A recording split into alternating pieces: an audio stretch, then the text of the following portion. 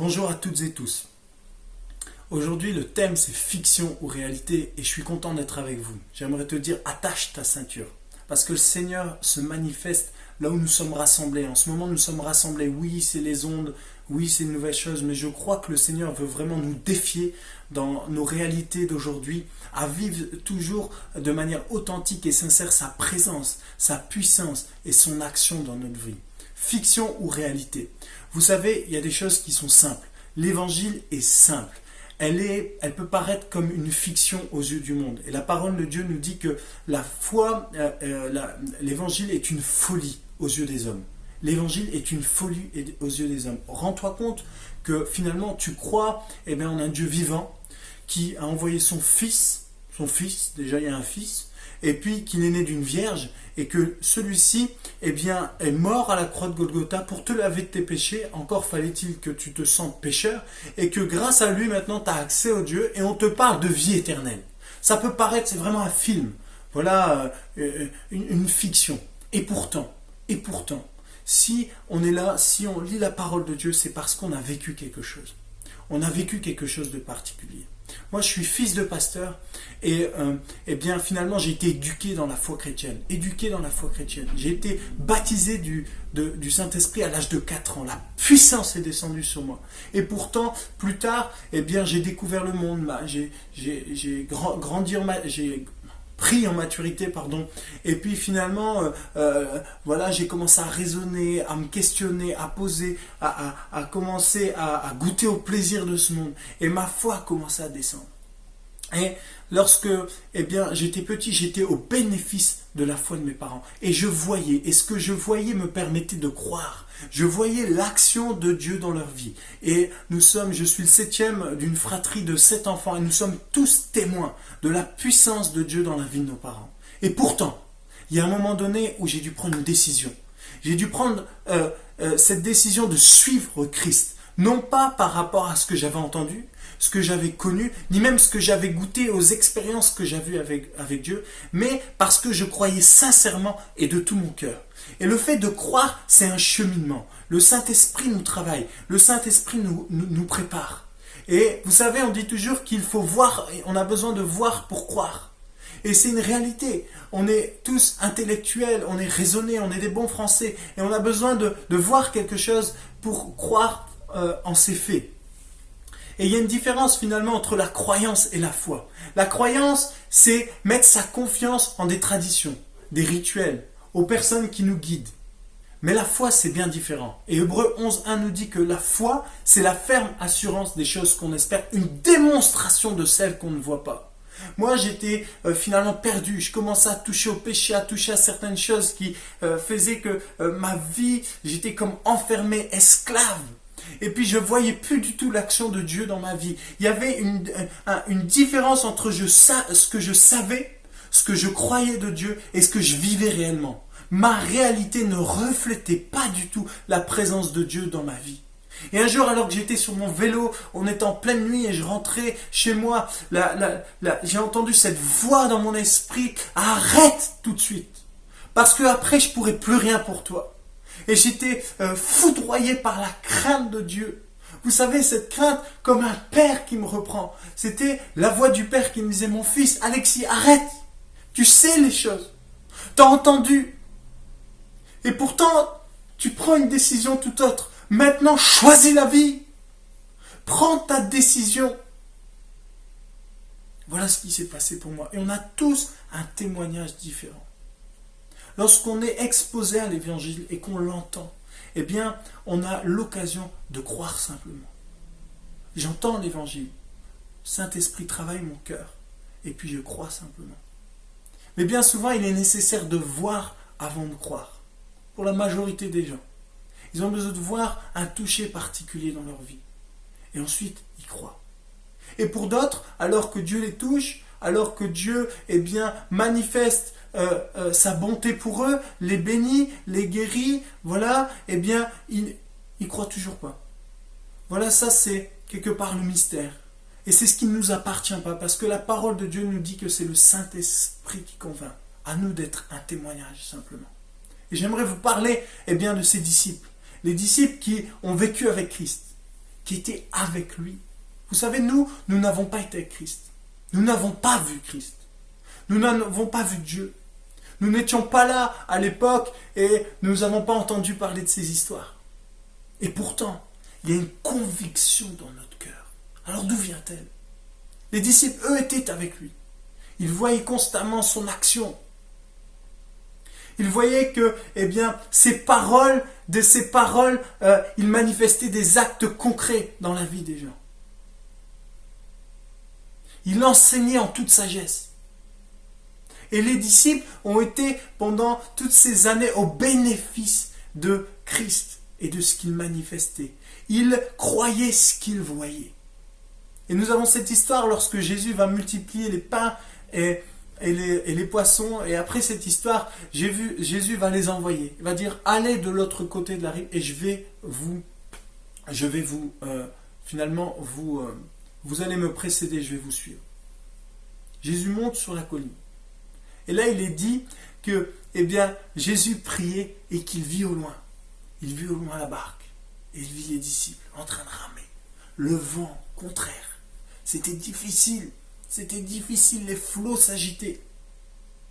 Il y avait la crainte et la peur dans leur cœur. Et Jésus les vit, descendit de la montagne, se mit à marcher sur l'eau. Et dans Jean, il est dit qu'il allait pour les dépasser. Comme si, écoutez les gars, vous êtes là, vous êtes dans vos galères, mais tournez vos regards, regardez-moi. Il allait pour les dépasser. Et Pierre va lever la voix et va dire, Jésus,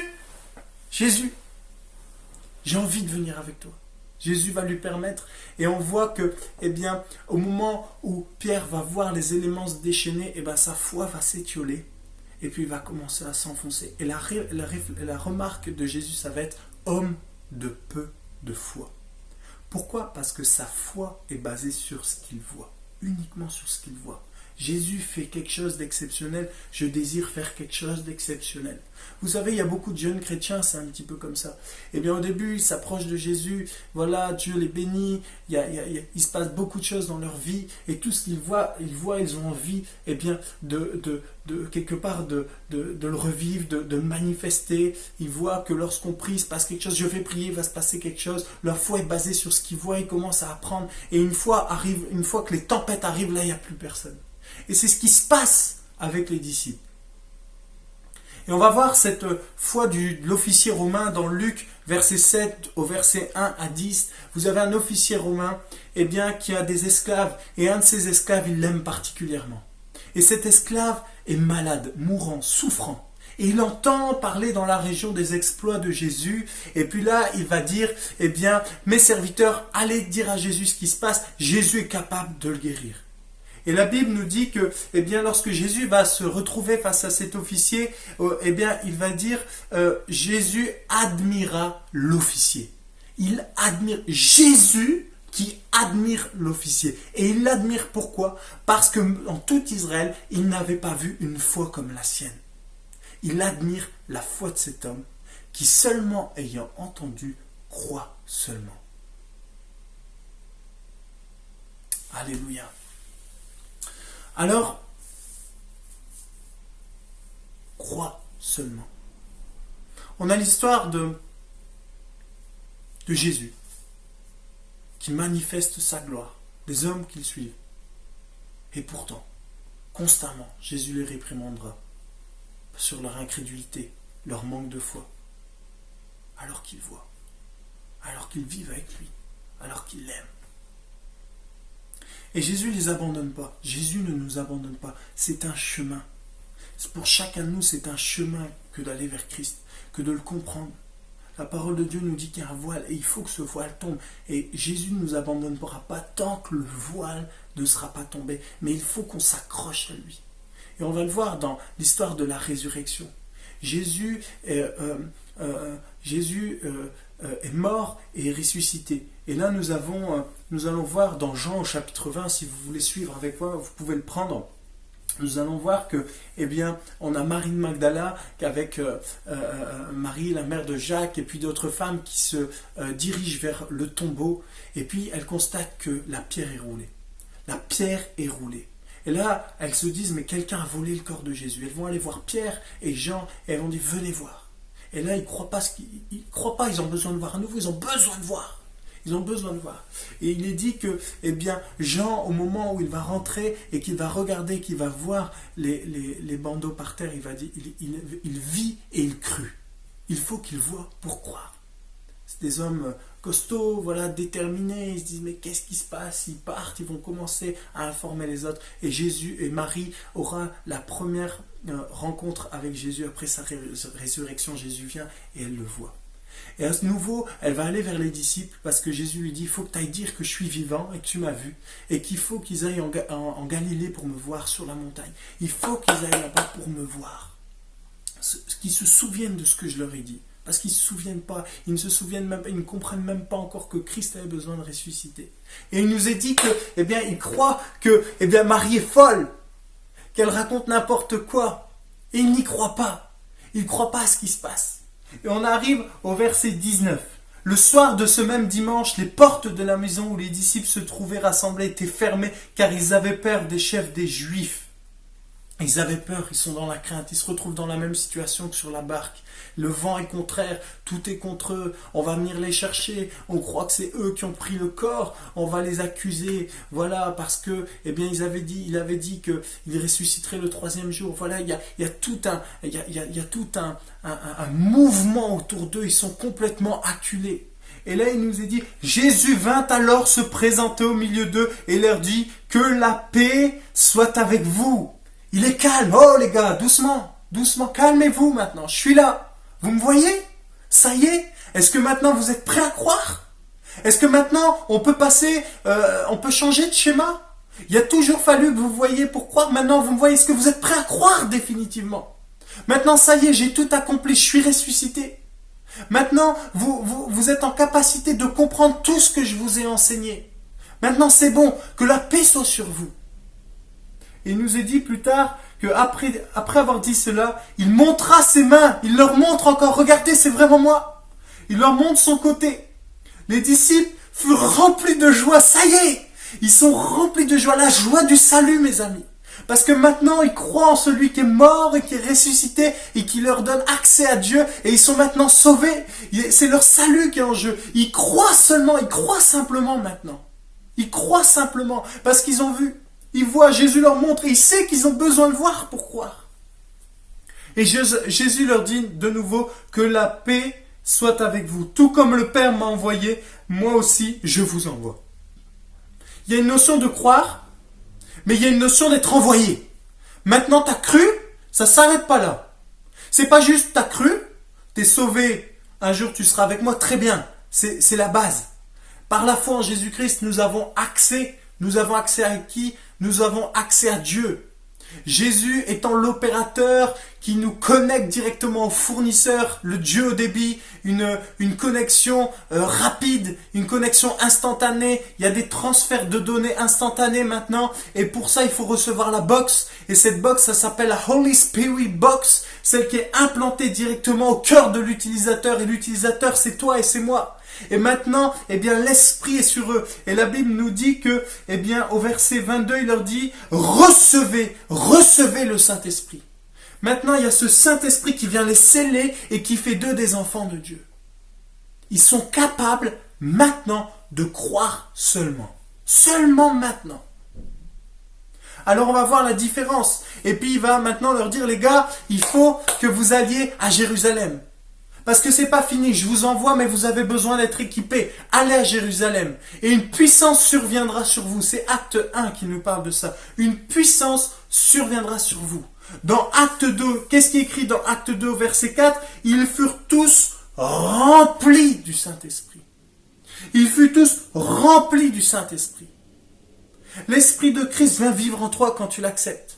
Tu commences à manifester les fruits de l'Esprit. Mais pour passer des fruits de l'Esprit au don de l'Esprit, il faut être rempli du Saint-Esprit. Mais il faut croire seulement. Il faut croire simplement. Mais c'est une fois que tu as réellement accepté Christ dans ta vie que tu es capable de croire simplement. Au début, c'est un cheminement. Le Saint-Esprit te convainc, le Saint-Esprit te travaille. Voilà. Il se manifeste, Dieu est bon, il manifeste. Mais après, il y a la notion de voir la gloire de Dieu. Ne t'ai-je pas dit que si tu crois, tu verras la gloire de Dieu? Ne t'ai-je pas dit que si tu crois, tu verras la gloire de Dieu? J'aimerais te poser une question maintenant. Une question simple. Est-ce que tu vois la gloire de Dieu dans ta vie? Est-ce que dans ta réalité, dans ton quotidien, tu es capable de croire seulement? Ou est-ce que ta routine, ou est-ce que quelque part, eh bien, il y a un esprit d'endormissement? Oui, tu as cru un jour, mais finalement, tu vis par tes propres forces, par ta propre volonté. Et ta foi, quelque part, il y avait un brasier, et puis le feu a commencé à s'éteindre. Vous savez, moi, quand ma foi est inactive, je sens que je vis très peu de choses. La foi, c'est la ferme assurance des choses qu'on espère. C'est une démonstration de celles qu'on ne voit pas. Lorsque tu vis par la foi, tu n'attends pas de voir. Lorsque tu vis par la foi, Dieu démontre sa puissance dans ta vie. Quand est-ce la dernière fois où Dieu a démontré sa puissance dans ta vie? Quand est la dernière fois où tu as vu la gloire de Dieu? La gloire de Dieu. Il y a des personnes ce matin qui ont besoin d'être remplies du Saint-Esprit. Tu t'es arrêté au salut. Tu as commencé à réfléchir, à mettre toutes sortes d'idées dans ta tête de conception afin de finalement ne pas te confronter à une réalité de la parole de Dieu, à l'appel de Dieu pour toi et à te conforter dans tes pensées pour être à l'aise, pour être dans ton canapé confortablement avec les chaussons. Mais Jésus t'appelle et il dit maintenant il faut que tu reçoives une puissance. Pour que tu sois utilisable, que tu sois loin, que tu puisses entrer dans un domaine, il y a des puissances, des ténèbres qui s'acharnent, il faut que tu puisses avoir cette autorité dans ta vie, cette autorité déléguée. Tu vis des cycles répétitifs de péché, de tentation, et oui, tu as donné ta vie à Jésus, tu l'aimes, mais ça revient constamment. Il faut que tu sois rempli maintenant, libéré, et il y a une puissance dans le nom de Jésus. Mais le Seigneur t'appelle à aller bien plus loin. Et nous prions ce matin. Seigneur, je prie pour toutes les personnes, Seigneur, qui se sont endormies. Seigneur, qui ne vivent pas selon ta parole et la puissance d'une foi efficace. Et que dans leur réalité, finalement, il n'y a que leur quotidien, leur routine et des raisonnements chrétiens, une tradition, une croyance. Mais j'appelle le feu de l'Esprit qui consume, qui nous démontre la puissance de celui en qui nous croyons et que nous n'avons pas vu. Saint-Esprit, nous ne t'avons pas vu. Jésus, nous ne t'avons pas vu. Dieu, nous ne t'avons pas vu. Mais nous croyons seulement et nous vivons dans notre réalité. Parce que la foi, c'est appeler les choses qui ne sont pas comme si elles étaient. Seigneur, dans nos réalités, nous appelons maintenant la manifestation de ta gloire. S'il y a un défi dans ta vie, maintenant commence à prier. Suscite ta foi, décentre-toi de toi-même, laisse le Saint-Esprit te travailler, laisse-le agir avec puissance. Seigneur, je brise toute limitation intellectuelle, toute incrédulité, Seigneur, tout raisonnement préconçu sur ta parole, et que ta vie agisse en nous maintenant. Seigneur, nous t'aimons, et je prie que l'Église se lève en cette période. Qu'il y ait des hommes et des femmes de foi qui croient seulement et qui voient ta gloire dans leur quotidien, dans leurs difficultés, dans leur joie. Parce que tu es le Dieu de vie, celui en qui nous croyons, et tu es tout sauf une fiction, mais tu es une réalité, parce que ta vérité s'est manifestée dans notre vie. Seigneur, à toi toute la gloire, toute la puissance. Amen. Soyez bénis et bon dimanche.